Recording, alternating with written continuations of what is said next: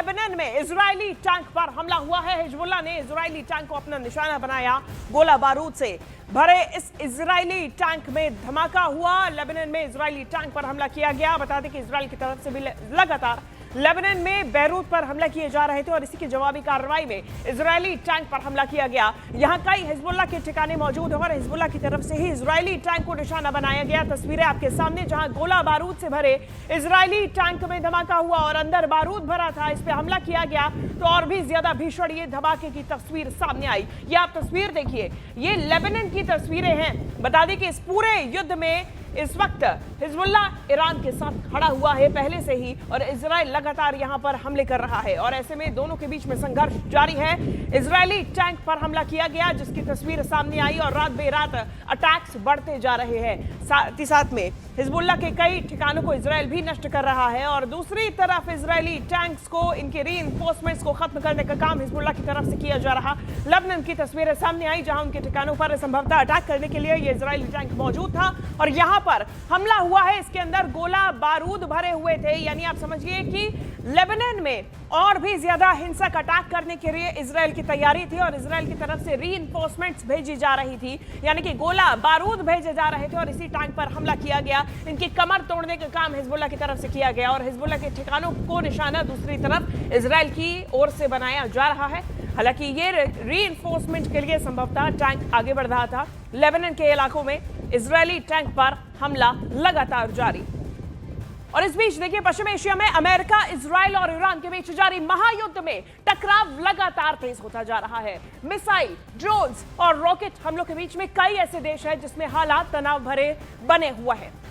Israel, Iran, Lebanon और खाड़ी के कई इलाकों में लगातार सैन्य कार्रवाई की खबरें सामने आ रही हैं। कहीं ड्रोन हमले हुए, कहीं मिसाइलें दागी गई तो कहीं एयर डिफेंस सिस्टम उन्हें रोकने की कोशिश में जुटा रहा।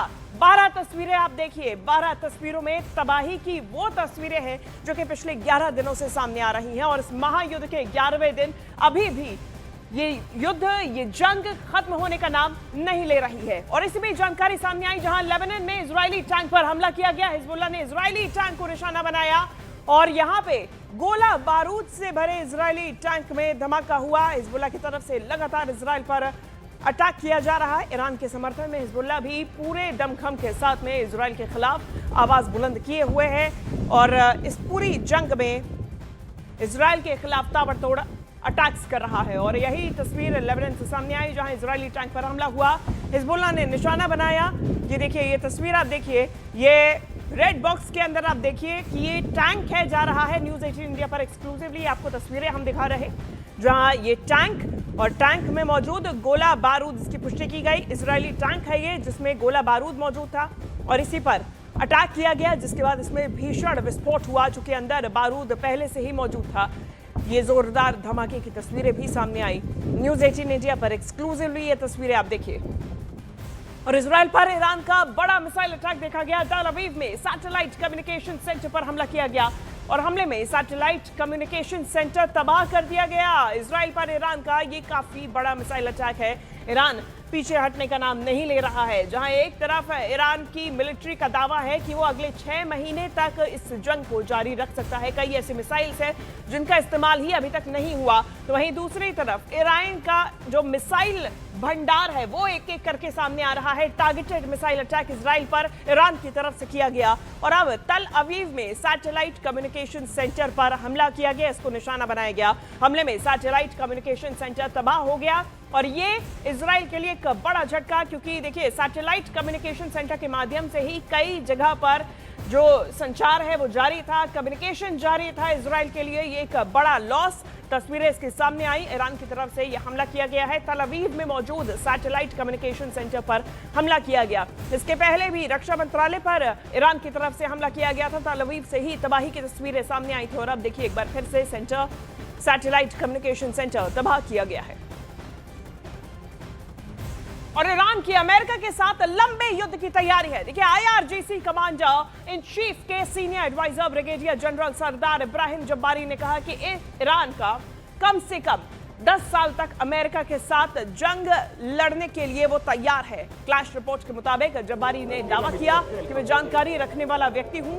हम कम से कम 10 साल की जंग के लिए तैयार है। ये बयान अब ऐसे वक्त में आया जब वेस्ट एशिया में, इनके पश्चिम एशिया में तनाव लगातार बढ़ रहा है और दोनों देशों के बीच में टकराव गहराता जा रहा है। और इस बीच ये बयान सामने आया कि हम 10 साल तक इस युद्ध को जारी रख सकते हैं।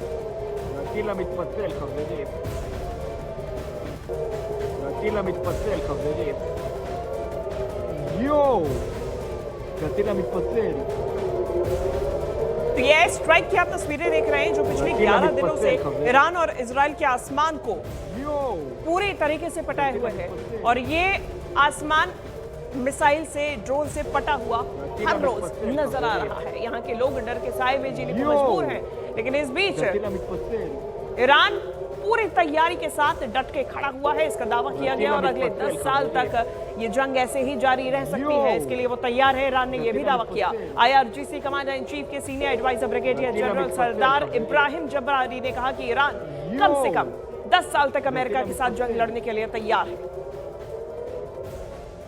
اونها بدانند ما شاید بعضی ها اشتباه لفظی توی مصاحبه هاشون در داخل کشور داشته باشند، ولی من به عنوان یه آدم مطلع این رو میگم که ما برای 10 سال جنگ با آمریکا آماده هستیم، حداقل 10 سال. همین گونه که داریم موشک‌هامون رو، پهپادهامون رو استفاده میکنیم که انبارهای ما، ذخایر ما پر مملو و لبریز سرریزه و داریم استفاده میکنیم، بلافاصله داریم تو مراکز حساس توسط جوانان غیورمون، دانشمندانمون داریم تولید میکنیم. تولید داره میاد میره تو انبارها برای ذخیره. और इस वॉर के बीच में न्यूज 18 इंडिया का वॉर रूम भी तैयार है। मेरी सहयोगी जसप्रीत जानकारी दे रही हैं। जसप्रीत, देखिए शिवांगी, ईरान इस जंग में पीछे नहीं है। हर दिन एक नई प्रलयकारी मिसाइल के साथ ईरान ने इजरायल और अमेरिकी अड्डों पर त्राहिमाम मचाया हुआ है। ईरान का मकसद अब इजरायल के सैन्य और रणनीतिक ठिकानों को तबाह करना है, बैलिस्टिक मिसाइल के ठिकानों को तबाह करना है। 28 फरवरी को जंग के पहले ही दिन ईरान ने तेल अवीव, यरूशलेम, डिमोना, हाइफा पर करीब 90 मिसाइलें दागी थी। 1 मार्च को यह आंकड़ा कम हुआ, लेकिन तबाही उतनी ही दिखी। 60 मिसाइल के बारूद से इजरायल का तेल अवीव, डिमोना, बीरशेबा, बेत शेमेश इलाका थर्रा गया। 2 मार्च को ईरान ने मिसाइलों को तो शांत रखा, लेकिन उसके शाहिद 136 ड्रोनों का आतंक तब भी जारी रहा। पामचम एयरबेस और हाइफा में घुसे शाहिद ड्रोन ने डिफेंस सिस्टम से बचते हुए बारूदी धुआं उठा दिया। तो वहीं 3 मार्च को एक बार फिर मिसाइलों की गूंज सुनाई दी। ईरान ने 30 मिसाइलों के साथ तेल अवीव, नेगेव, निवातिम एयरबेस पर ताबड़तोड़ अटैक किए। और 4 से 5 मार्च और अब तक भी मिसाइल और शाहिद 136 ड्रोन इजरायल और उसके सहयोगी देशों में डर बनाए हुए हैं।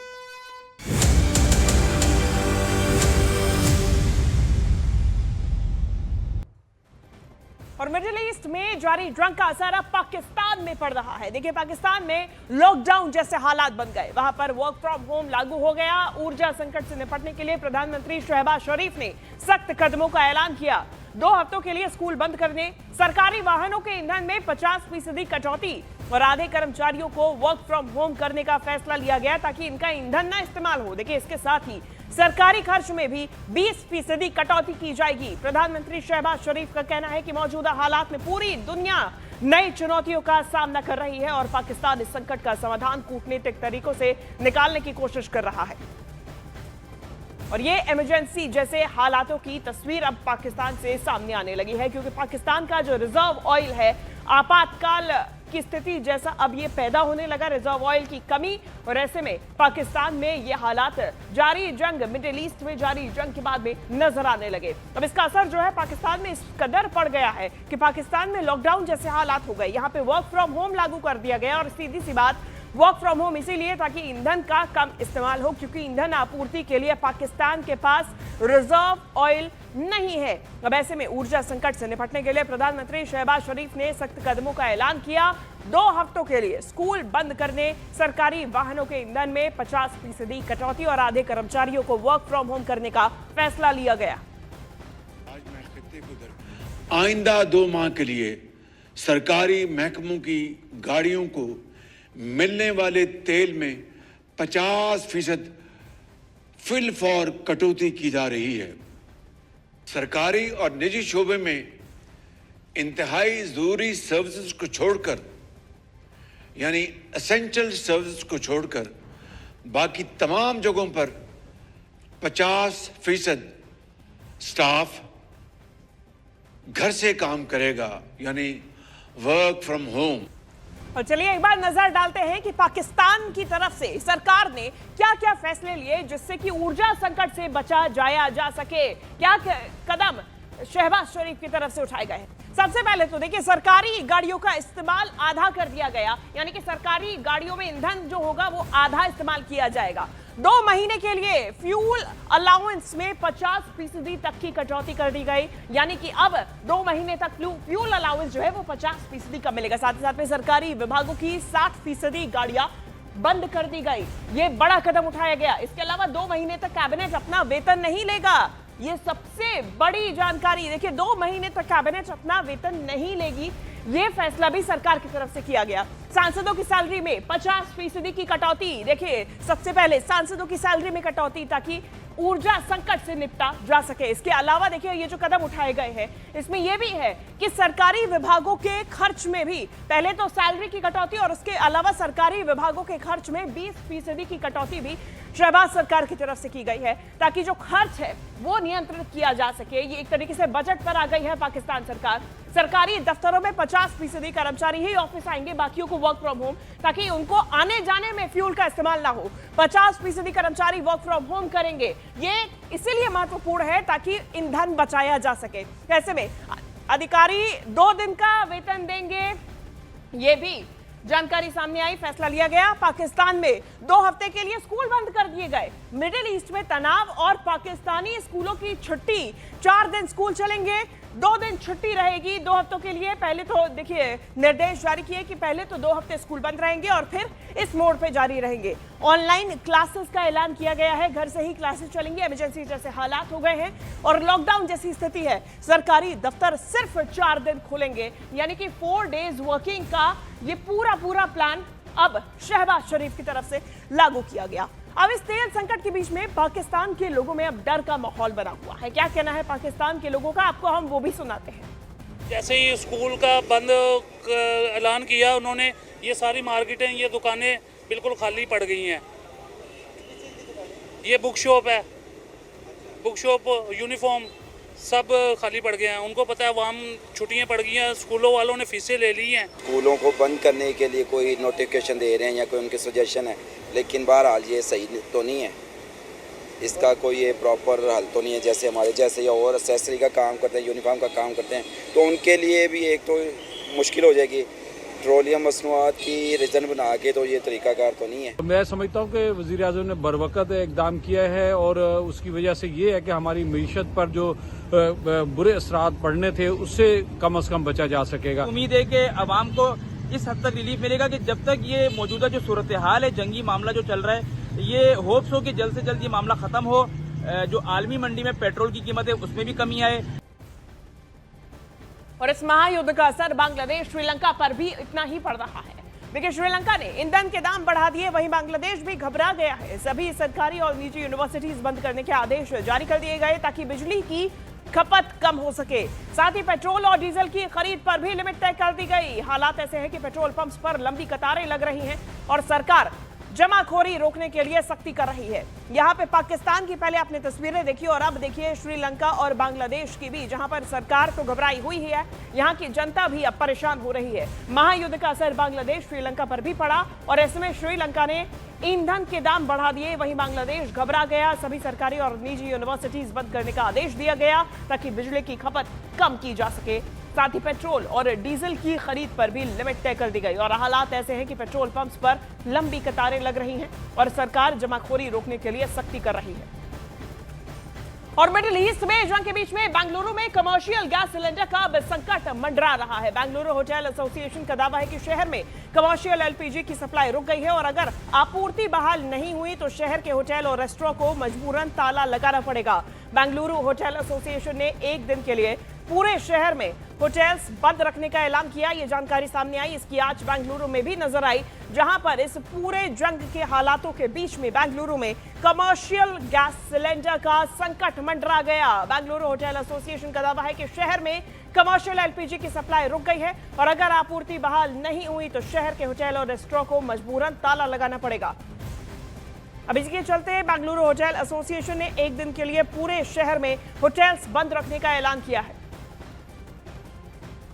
और बेंगलुरु में यह फैसला लिया गया होटल एसोसिएशन की तरफ से। बता दें कि जो सप्लाई है, LPG supply, LNG supply, Bharat में तेल की सप्लाई, ये सभी यूरोप और स्ट्रेट ऑफ हॉर्मुज के माध्यम से ही होते हुए आती है और सबसे ज्यादा नुकसान जो है वो कमर्शियल एसोसिएशंस को, कमर्शियल जितने भी बिजनेस हैं उनको हो रहा है, क्योंकि अब कमर्शियल एलपीजी की सप्लाई भी बाधित हुई। बेंगलुरु में ये सप्लाई पूरी तरीके से रुक गई है, ये दावा किया गया, और अगर आपूर्ति बहाल नहीं हुई तो फिर शहर के होटल्स और रेस्टोरेंट्स को मजबूरन ताला लगाना पड़ेगा और इसीलिए बेंगलुरु होटल एसोसिएशन ने एक दिन के लिए पूरे शहर में होटल्स बंद रखने का ऐलान किया है। बता दें कि ये संकट आखिर पैदा क्यों हो रहा है। आपने पाकिस्तान, श्रीलंका, बांग्लादेश तस्वीरें देखी। अब कमर्शियल एलपीजी की अगर बात आई तो बेंगलुरु में भी इसका खतरा मंडराया। वो इसीलिए है क्योंकि स्ट्रेट ऑफ हॉर्मुज बंद है और ऐसे में यहां से जो दुनिया का सबसे ज्यादा तेल आयात निर्यात, एनर्जी आयात निर्यात होती है, वो ठप पड़ गई है। और इस जंग की वजह से खास तौर पे जो एशियाई इलाके हैं जहां पे सबसे ज्यादा तेल का सप्लाई होता है, चाहे चीन हो, भारत हो, तमाम एशियाई देश हो, पाकिस्तान हो, श्रीलंका हो, बांग्लादेश हो, यहां पर संकट मंडरा गया। और बड़ी जानकारी, एलपीजी की कमी पर तेजस्वी सूर्या का बयान सामने आया। तेजस्वी सूर्या की तरफ से कहा गया कि पेट्रोल मंत्री की तरफ से जानकारी दी गई, कमी खत्म करने के लिए हाई प्रायोरिटी रखी गई है और इस कमी को खत्म करने के लिए लगातार काम जारी है।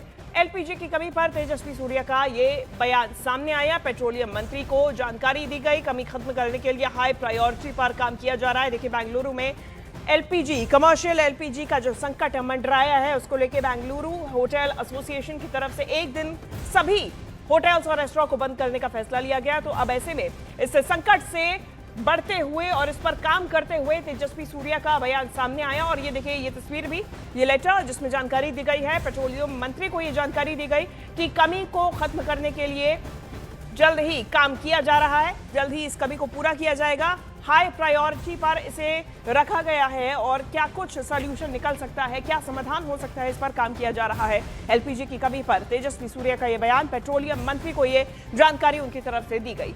और बात करेंगे अब राजस्थान की, जहां पर खाड़ी युद्ध का असर सीधा देखा गया। देखिए, एलपीजी की सप्लाई पर असर पड़ रहा है। तेल कंपनीज ने डीलर्स को कहा कि वो कमर्शियल गैस की बुकिंग ना करें, घरेलू सप्लाई को ही प्राथमिकता दें। अब इसे लेकर मंत्रालय ने भी नया आदेश जारी किया, केवल घरेलू उपभोक्ताओं को ही सिलेंडर दिए जाएंगे, ऐसा नहीं करने पर कानूनी कार्रवाई की जाएगी। लिहाजा नए आदेश के कारण होटल्स और शादियों में एलपीजी सिलेंडर की किल्लत होने की आशंका है। राजस्थान में भी इसका सीधा असर देखा गया।